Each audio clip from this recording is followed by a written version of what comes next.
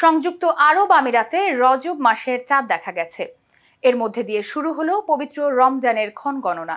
শনিবার হিজরি 1447 সনের রজব মাসের চাঁদ দেখা যাওয়ায় রোববার থেকে রজব মাস শুরু হচ্ছে বলে নিশ্চিত করেছেন আমিরাতের কর্তৃপক্ষ। এদিন আবুধাবির আল খাতিম অ্যাস্ট্রোনমিক্যাল অবজারভেটরি থেকে স্থানীয় সময় বিকেল 4:30টায় রজব মাসের চাঁদ দেখা যায়। চাঁদ পর্যবেক্ষণ কার্যক্রমে 4 সদস্যের একটি দল অংশ নেয়। ইসলামের 4টি পবিত্র মাসের একটি রজব। মুসলমানদের কাছে এই মাস বিশেষ গুরুত্ব বহন করে, কারণ রজবের মধ্যে দিয়ে শুরু হয় রমজানের প্রস্তুতি। রজবের পর শাবান মাস পার হলেই আসে সিয়াম সাধনার মাস রমজান। হিজরি বর্ষপঞ্জি অনুযায়ী প্রতিটি মাস সাধারণত 29 বা 30 দিনের হয়ে থাকে।